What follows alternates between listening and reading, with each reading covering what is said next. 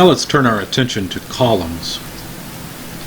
What is a column? Well, it's just a beam turned on its side that's being loaded. Now technically it's not a beam because a beam has to have a lateral load.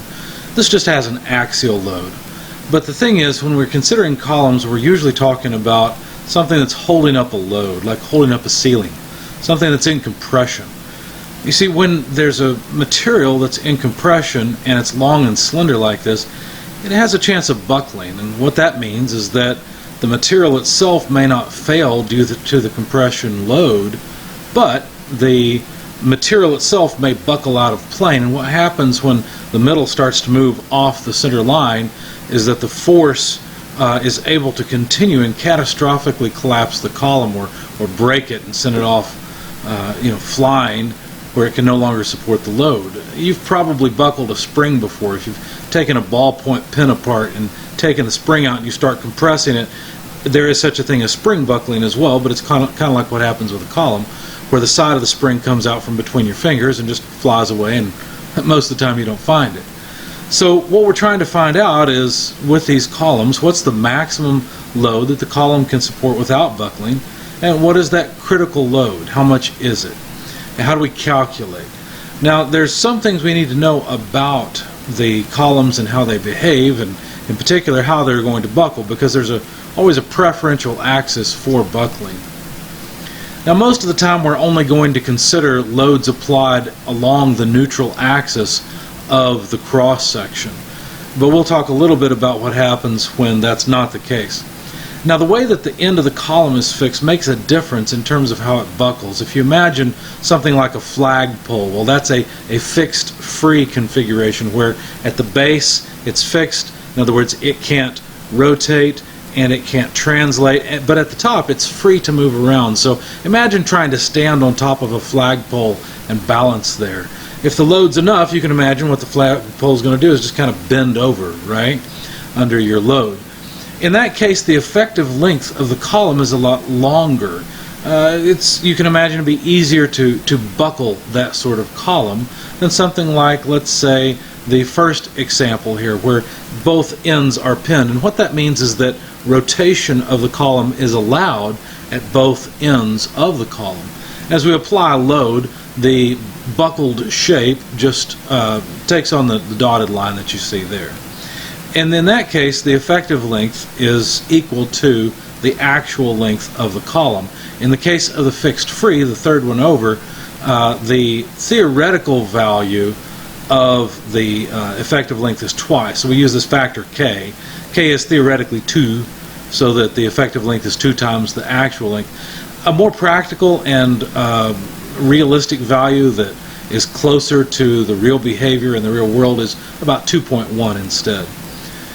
Now, what about other configurations? For example, what if both ends of the column are not allowed to rotate? In that case, both ends are considered to be fixed. It doesn't mean they can't move, it just means they can't rotate. Obviously, they can't also translate. In that case, the effective length of the column is shorter than the actual length of the column by about half. At least that's the theoretical value. The practical value we'll use is 65% of the column length. So, in that case, the effective length is 65% of the actual column length. The last example we have is a fixed pinned configuration, where in this case the lower end is fixed, the upper end is pinned, and there the effective length is more practically 80% of the actual length, but the theoretical value is 70%. So these are the numbers that we'll use to calculate the effective lengths of the columns in various configurations. And I only gave you one example of a flagpole, and that's probably not very satisfying. You can imagine this as anything. Imagine a connecting link in an engine between the crankshaft and the piston. Well, in that case, that's a fairly long, slender member that could buckle. As a matter of fact, when one engine failed on me, the connecting rod was deformed in sort of a buckling configuration. I'm not sure if buckling is technically what happened or if it somehow got wedged in the engine and bent, but it certainly looked like buckling. So and if you think about that example, that's a pin-to-pin configuration because it's allowed to rotate, and actually that was the axis that it tended to buckle about. But anyway, so continuing on, some of the things that are important are the moment of inertia with respect to an axis. Now what does that mean? Because that doesn't, again, seem very satisfying. Well, there's two things that determine exactly what axis or what direction the buckling will occur in. You remember when we talked about shapes before in cross-sectional areas, some of the properties of those shapes were things like the second moment of area, I, which we have here. And depending on exactly what angle you took with respect to that cross-section, you'd get a different value of I. Remember, we showed this in SOLIDWORKS, where SOLIDWORKS calculates the various second moments of area for you once you look at the section properties. And the minimum I, or the angle where the second moment of area is minimized, is the line of failure. So that indicates the direction of buckling. So buckling is going to occur parallel to that line, if that makes any sense. So anyway, you can put all this together with something called the radius of gyration, R, and it's just the square root of the second moment of area over the area itself. And you can look at that as the determining factor in terms of what angle will determine the buckling of the column, because it's an angle, again, with respect to the cross-sectional area of the column.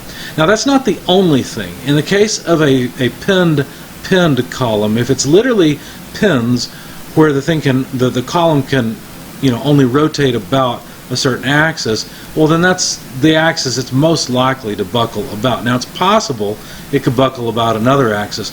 The example I gave you before of the connecting rod, if you think about a connecting rod, oh, and if you don't know what a connecting rod looks like, you should go look one up now so you'll understand this.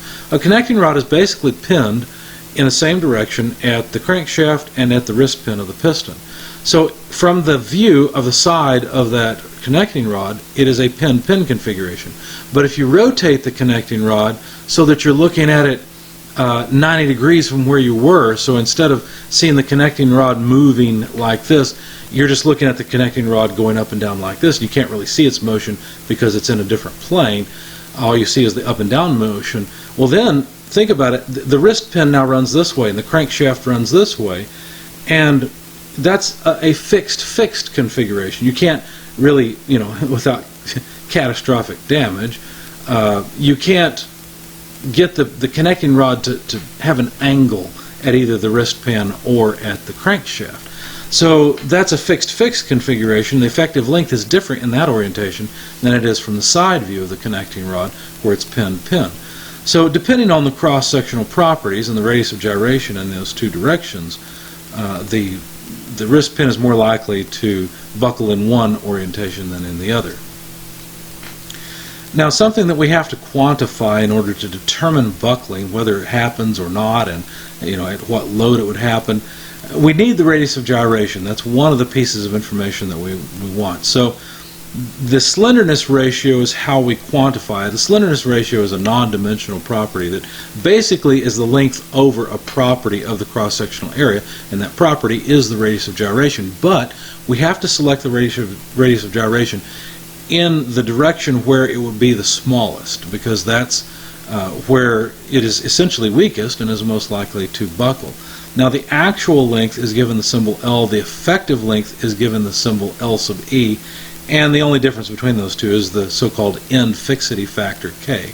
I showed you some practical and theoretical values of those of K earlier, ranging from 1/2 all the way up to 2.1 for the highest practical value for the fixed free configuration. Now obviously a pinned free configuration makes no sense. The member would simply fall over, so that's not something worth considering. So the relationship between the effective length and the length is pretty simple.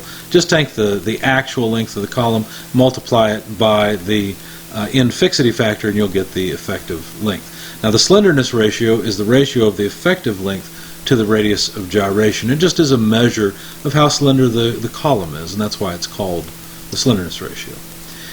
Now the column constant is something different. The slenderness ratio is it's a non-dimensional characterization of the column. It's a measure of how skinny it is, how likely it is to buckle due to just geometric considerations. Whereas the column constant, that's more of a material property. It depends on the elastic modulus and yield strength of the material, and really has nothing to do with the geometry. So you see the equation here, and anytime you see C sub C, we're talking about the column constant, and you should think of it as a pure material property. Remember when we were dealing with beams and you noticed that there was EI in the denominator of just about all the deflection equations we worked with? And I explained that E was a material property, it was really a material stiffness, whereas I is a geometric stiffness. In the same way, the slenderness ratio is more of a geometric property, whereas the column constant is a material property. Now we can do some comparisons. We can compare essentially the nature of the column to the material the column is made from, and determine whether or not the column is likely to buckle, or at least calculate a buckling load. Now, if the slenderness ratio, remember that's the material property, is greater than the column constant, the material property we calculated, then we call the column a long column. In that case, we use the so-called Euler equation. Some people pronounce the name Euler. I believe that's wrong. I think it's actually pronounced Euler, so that's what I'm going to use. But Euler was a scientist, obviously, that came up with a lot of good things besides this idea. One of his equations is probably the most famous equation in mathematics. But anyway, so the Euler equation is what we're going to use here, and this is what it looks like. It says that the critical load, the critical force, if you will, is pi squared EI over the effective length squared. And so we can rearrange this in terms of the radius of gyration and the cross-sectional area of the column, as you see in the second equation. But that would be then the theoretical critical load for buckling to occur. Now, anything below that, buckling shouldn't occur. Anything above it or at it, the buckling should occur. You'd be right on the borderline of buckling. Now, if the column is short, in other words, if the slenderness ratio is less than the column constant, then we use something called the J.B.-Johnson equation. What it really does is realize that if a column is really short, the way it's going to fail is due to just yielding, right? So as soon as it yields, that's considered failure. What the Johnson equation does is it basically, I don't want to say interpolates because that's not really the right term, it strings together the yield strength with an extremely short column where it's just failing to yield due to yield to the tip of the equation, the Euler equation, where the slenderness ratio is equal to the column constant. So it's really just a connection between the two. And it's a I don't remember what order it is. I believe it's second order. That's what it looks like here. Equation, but it basically ties buckling all the way back to yielding, which is convenient. Now, obviously, we don't want to load the column to its critical load, so we usually use a design factor n. We take the critical buckling load and divide it by that design factor, and then call that result the allowable or the safe load. And, depending on what you're doing, the required safety factor may be quite different. If human life is involved, obviously you need a bigger safety factor, and the less you are certain about properties in your analysis, the higher safety factor you would need. Now, some shapes, some cross-sectional shapes of columns are more efficient than others. Essentially, what you're really trying to do is get material away from the center, and what that does is maximize the radius of gyration. So if you can maximize the radius of gyration, then remember the slenderness ratio is the effective length over the radius of gyration, and so what you're doing is minimizing the slenderness ratio, making it not such a slender column so that it won't be so susceptible to buckling. So ideally you'd want uniform properties with respect to any axis, but the only shape that actually does that is A, because for A all the material is distributed the same way no matter what angle you look at. Whereas with B, there's a different distribution of the material. For example, buckling would not occur across a diagonal line on B. There's no way, because the material is too far, or it's farther from the center than if we look at either a vertical or horizontal line. So either the vertical or the horizontal line with this square shape would be a potential axis for buckling. Same thing with C. Of course, with C we've got the added question about the column failing due to the joints failing. With D, it's a similar argument, except that notice the corners are reinforced here, so absolutely this is not going to fail along the diagonal, it would fail along the horizontal or vertical axes. E is a little bit interesting though. If you look at E, let's just assume for the moment that the wall thickness along the horizontal plates and the vertical C channel, let's just assume those are the same for the moment. If you think about it, buckling is more likely to occur about the vertical axis because look, the material about the vertical axis is not set out as far as the material against the horizontal axis, and so I would intuitively expect buckling along the vertical axis. So if we extruded a column out and I push down hard on it enough, I expect one side of it to go to the right or to the left. F is a pretty good example where we've used two L brackets to try and get the material sort of in a square shape. Again, I would expect buckling about a horizontal or vertical axis in that case because those are the axes that minimize the radius of gyration. What if you use an I-beam or a W shape as a column? Well, in that case, notice we've got two different area moments of inertias, two I's, an IXX and an IYY. Technically, there are an infinite number of them because we don't have to just choose a horizontal or a vertical axis. We could choose any angle we want. But any of the other angles would tend to generate a higher radius of gyration. As a matter of fact, the smallest radius of gyration would be about axis YY. So obviously the second beam is a better column than the first one because there's more material farther away from that YY axis in the second case, the wide flange beam, whereas on the first beam, the W12 by 16, those flanges are really narrow. There's just not much material away from the YY axis, so it would buckle fairly easily about the YY axis, at least by comparison to the other example. Both of these are about the same height, so that doesn't make much of a difference. Now, if you're working with standard steel shapes, typically you don't use the theoretical equations that I've presented so far, the Johnson equation or the Euler equation. Typically you go to a reference like the AISC, the American Institute of Steel Construction, and they have manuals and design guidelines you should absolutely use. I would not use what's in our textbook for designing a structure that's going to hold up a building and hopefully save human lives or support human life. That's a bad idea because there's a lot more to it than what we're studying. We're barely scratching the surface here. We're going to look at some of the specifications and try to use them, but really if you ever try to design with this, you should get their manuals, and if it's a skyscraper or something like that, you have to be licensed as a structural engineer anyway. But continuing, let's at least scratch the surface of AISC and see what they recommend. You can see a nice graph that sort of describes what I was trying to say before. Before we were comparing the slenderness ratio to the column constant. And in a similar way, there's an arrow here that points to what's called the transition slenderness ratio. This looks a lot like what the theoretical graph would look like, where everything beyond that transition, which is where the column constant and the slenderness ratio meet, everything to the right of that would be the Euler equation for a long column. Everything to the left, going all the way back to the axis where the slenderness ratio goes all the way to 0, in other words, we have an extremely short column, everything else would be the Johnson equation. And so essentially this Johnson equation, again I said interpolate, I don't really mean that. It gives you a nice smooth line where you can match the point where the slenderness ratio and column constant meet, and you can match the slope with the second order curve, and yet come back to the axis at the yield strength of the material. Now in this particular case we're talking about a particular steel, because this is the AISC recommendation, and it's ASTM A992 structural steel that has a yield strength of 50,000 psi. That's why that curve lands at 50,000 psi on the y-axis. Now the elastic modulus for this steel is not quite 30 million, it's 29 million psi or so. And instead of using the slenderness ratio directly, they use something called the transition slenderness ratio, which is 4.7 times the square root of E over the yield strength of the material.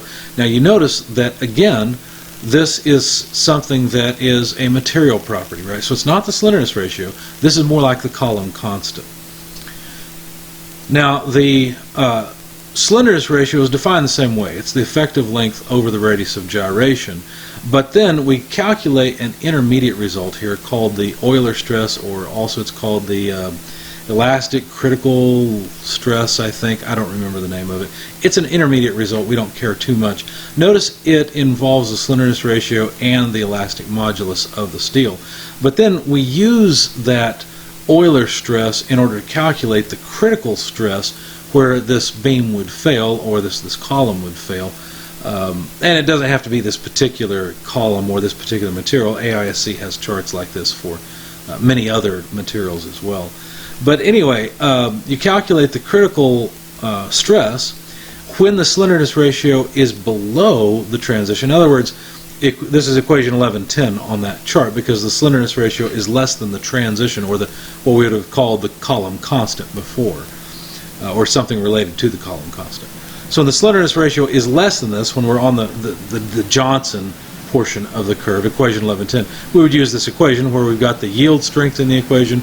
We've got an exponent on the 0.658 that is the yield strength over the Euler stress. And of course then after that 0.658 is raised to that power, we multiply by the yield strength. And that gives us then the critical stress where this column would tend to buckle. If, on the other hand, the slenderness ratio is to the right of the transition, if it's in the Euler region, then the critical stress would be 87.7% of the Euler stress in that case. And this is just, as I said, scratching the surface of AISC design manuals and specifications and what they recommend.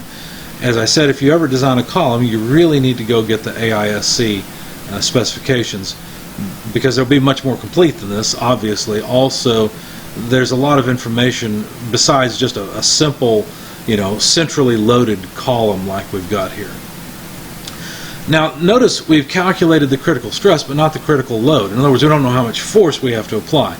To calculate the applied force in order to buckle the column, we take the critical stress and multiply by what's called the gross area. That's just the total area. If you had an I-beam and you're trying to use it as a column, you cut the I-beam, you look at the end of it, however much area you see there, that's the gross area.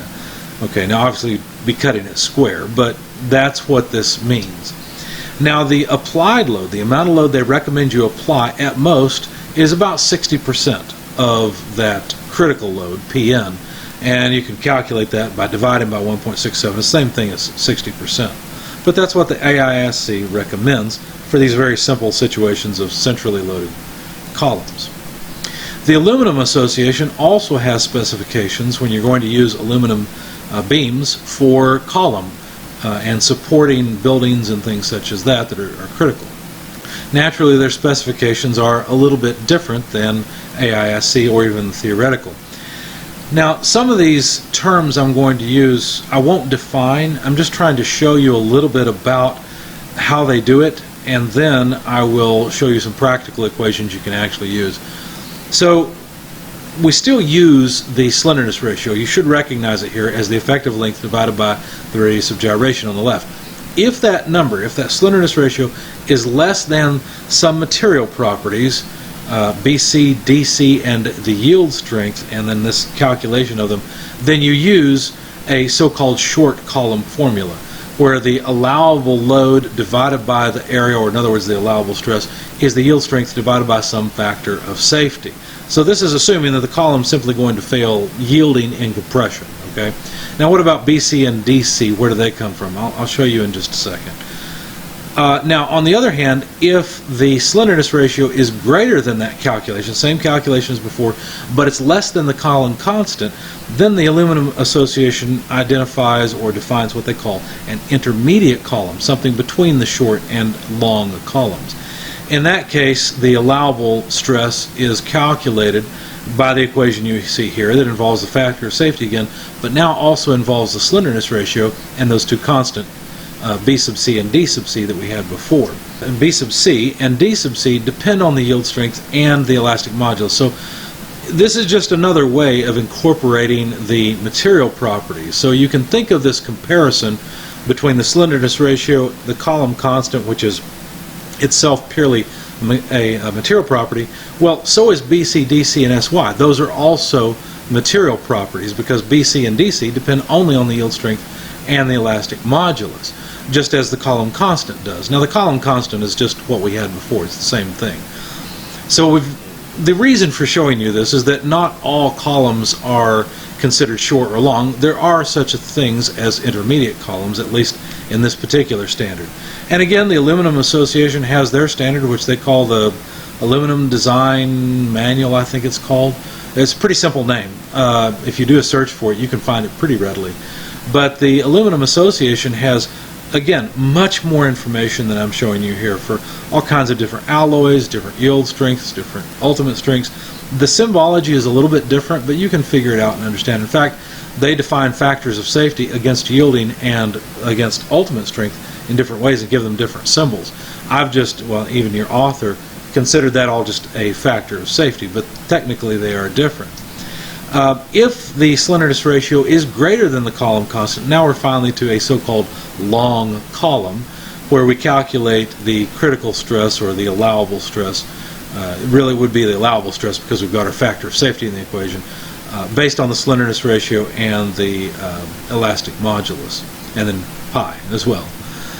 Now, all that's well and good, but most of the time the Aluminum Association for these cases, the simple, centrally located or centrally loaded columns, they recommend a factor of safety of 1.95. Now, you won't be able to use these equations because I'm not going to tell you how to find BC and DC. Your author has a reference, and it's the reference to the Aluminum Association's design guidelines, as I said, the Aluminum Design Manual. You can probably find it and go through this and figure out how to use it. That's fine if you want to do that. That's a little deeper than I really want to go. I mainly brought this up so that you'd realize that the Aluminum Association defines an intermediate column. There's not just short and long columns in all specifications. What I wanted to show you was some equations you can use, though, for a very common alloy of aluminum, 6061 T6. It's very, very common. It's used for all sorts of things. It's not the highest strength alloy out there, but it's got good machinability, it's got good strength, good workability, decent weldability, and so this is a very common alloy. And basically I wanted to show you what these equations become if you're dealing with that particular material. Now, the BC over DC, well, BC minus SY over DC, that becomes 66. That's the number for T6061 or T66061 aluminum. In that case, the equation for the short column becomes this equation that you see on the right-hand side, at least according to the Aluminum Association. Now, you notice it's not exactly what we saw as our short column. So this is basically just a short column and an intermediate column rolled together. Because remember, the intermediate equation depended on the slenderness ratio. And so this 66 you see here is really the column constant for this particular material, and then applying the factor of safety of 1.95. If, on the other hand, the column is a so-called long column, well, then the equation comes out a little bit differently. We use the long equation, plug in the numbers that are correct for 6061 T6, its elastic modulus, and of course then you see the slenderness ratio still is something you have to plug in because that depends on your column design. But we can calculate again the allowable stress from these equations. So my point in showing you these is that we're not going to use the first three equations I showed you for short, intermediate, and long. You can do that by going off to the standard and figuring it out yourself if you like. For the sake of our course, if I give you a problem with an aluminum column, I'm going to give you 6061 T6 so that you can use these equations. Okay? Because as I said, there's a lot more to these equations and other equations as well if we don't have a column that is centrally loaded. Speaking of which, there's two different things that can really throw a monkey wrench into our calculations and get us even farther from the fairly simple theoretical calculations and equations we had early on in the lecture. One thing that can happen is the column can be crooked from the get-go, right? Imagine taking a recurve bow, something that you would use instead of a compound bow, and imagine just pushing on it. In fact, that's a fairly common technique for stringing a bow, is to just take the bow, set it up as a column, push down on it, and it will buckle outward, and you can attach the string to it. So a bow like that is fairly easy to buckle because number one, it's basically two springs connected together, but number two, there's usually some crookedness, some offset.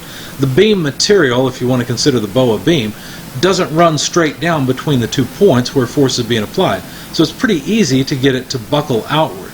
Now in our case, the initially crookedness, or the initially crooked column, is exaggerated. The crookedness of it is shown quite exaggerated, and the crookedness itself is the distance between the maximum point on that column and the theoretical center line, the center line between the 2 points of application of force. And notice we're not even getting into what you do if the force is off at an angle. You'd have to go to the standard for that. Your first guess might be to resolve the forces into 2 components and then treat them separately with just the direct load causing buckling. And maybe that's right, maybe it's not. Theory and experience are 2 very different things sometimes. There's a lot of non-idealities and non-linearities that arise that the fairly straightforward linear theories can't accommodate, let's say. And so a lot of times these standards are very valuable because not only do they have a wealth of information in them, but also they are typically tried. So think of it as Mythbusters for theory, okay? Where they try it, and if they find that the theory doesn't work very well, they come up with their own equations that do model reality so that your designs actually work. So I can't stress enough the importance of going to a standard or a design manual when you actually design columns. But this is just the basic ideas here. Now in this case, the allowable load is not just all by itself on one side of the equation or with something simple where you can just divide it out like area or something. Here instead, this is set up as a second order equation. If you look at it, you realize this is just what you've been dealing with ever since you learned the quadratic formula. X squared plus a constant times x plus a second constant equals 0. That's what form we've got here.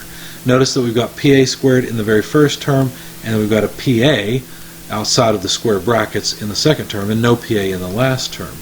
So this is just a quadratic equation, and your author doesn't go through and do all of this for you, but I'm going to. You can extract what C1 is as essentially a constant, and you can extract what C2 is as a constant. Then you can solve for PA itself from the quadratic formula. That's all that this is right here, where obviously the factor on the squared term is just 1.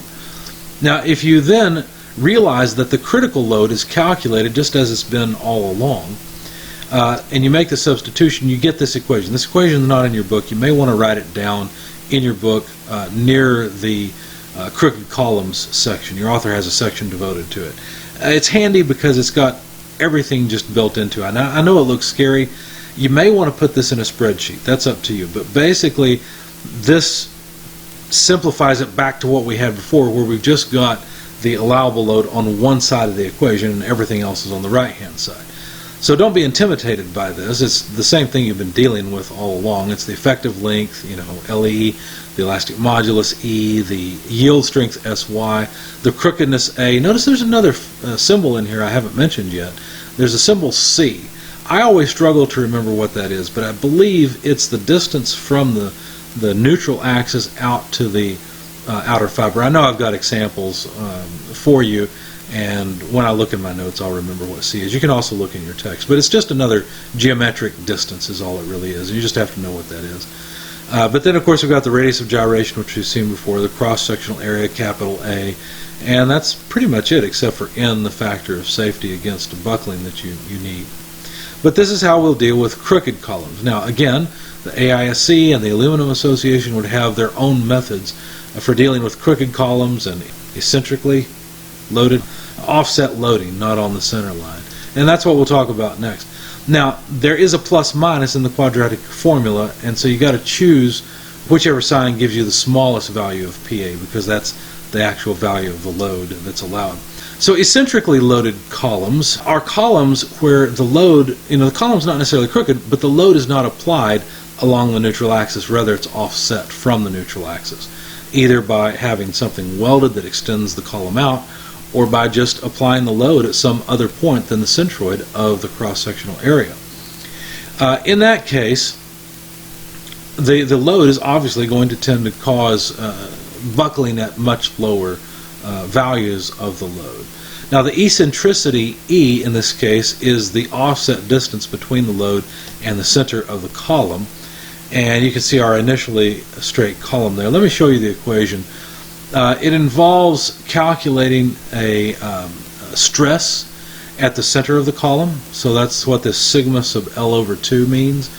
And notice it involves the external load P, the cross-sectional area of the column A, and then E, the eccentricity, and then C is that number from before that I can't remember, but again I've got examples for this. I think it's just the geometry, the distance from the centroid of the column to the outer fiber.